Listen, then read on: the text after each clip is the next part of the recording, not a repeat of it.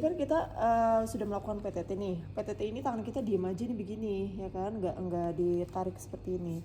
Nah, kemudian di sini kan ada apa namanya? Bentar, ada kasa. Betadinya dong. Betadi. Kan? Betadi dong. Betadi. Udah. Berarti ini kasanya ada betadinya ya untuk desinfektan. Pakai ini nggak sih, Bu? Apa tuh? Enggak ya? Enggak. Ya, kita susuri nih ke tali pusat. Setelah itu bengkoknya tadi kan saya udah minta ada bengkok. Oke. Kemudian nanti ada asisten yang megangin ya untuk tali pusatnya. Saya menyusuri tali pusat dan dua jari saya masuk secara obstetrik. Kemudian baru semua tangan saya masuk ke dalam. Terus ini sudah masuk ya sampai ke uterus. Nah, tangan kiri kita ada di atas fundus ya. Jadi tangan kanan itu masuk ke dalam. Secara ulnades kita lakukan penipisan ya, pelan-pelan. Terus tangan yang sebelah kiri ngikutin di mana arah tangan kanan itu bergerak. Nah, pelan-pelan seperti ini.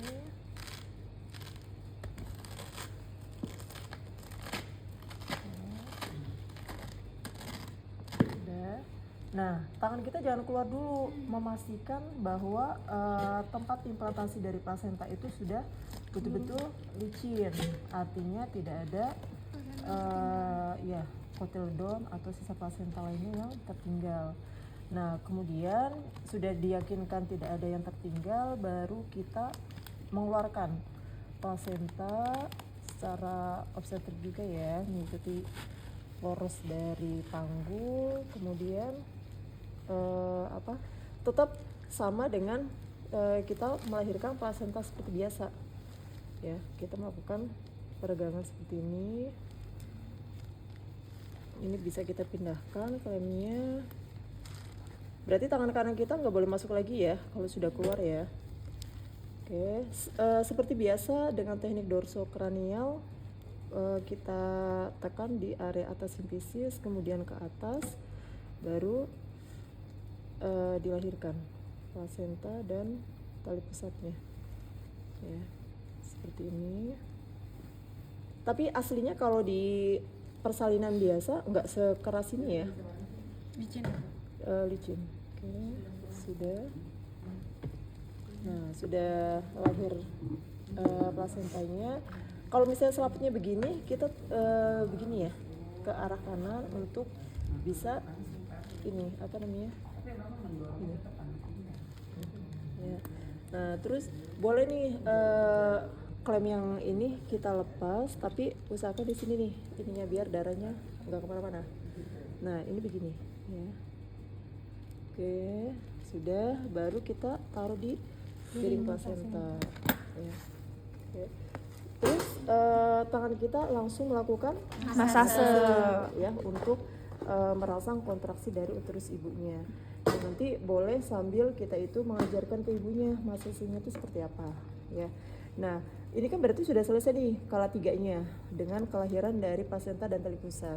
Setelah itu kita langsung ke kala 4 dengan tetap melakukan observasi 2 jam ya kan. 1 jam pertama setiap 15 menit, kemudian 1 jam berikutnya adalah setiap 30 menit ya. Jadi rangkaian di kala 4-nya itu tetap sama, hanya di kala 3-nya saja yang berbeda karena kita harus tetap melakukan tindakan manual plasenta.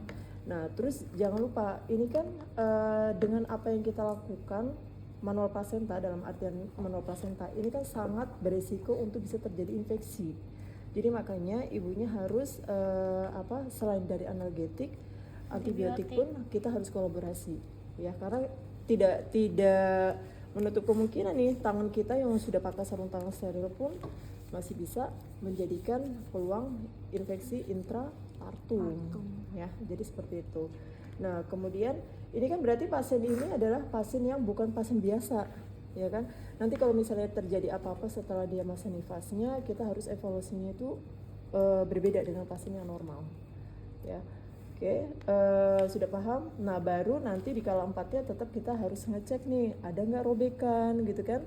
Karena kan kadang-kala walaupun plasentanya sudah lahir, tali pusat sudah lahir, ternyata ada robekan. Nah di kala 4 itu kita lakukan hektim tetap ya untuk ini apa namanya, memperbaiki jalan lahirnya. Paham sampai di sini? Dengan tindakan manual plasenta berarti kan harus tahu indikasinya dari kenapa saya harus melakukan manual plasenta, berarti harus tahu teorinya. Manual plasenta itu adalah teknik tindakannya, tapi kasusnya adalah retensio Plasenta. ya, ada di kala 3 dan apa yang menjadi permasalahan di kala 3 itu biasanya hanya retensio plasenta, nggak ada yang lain.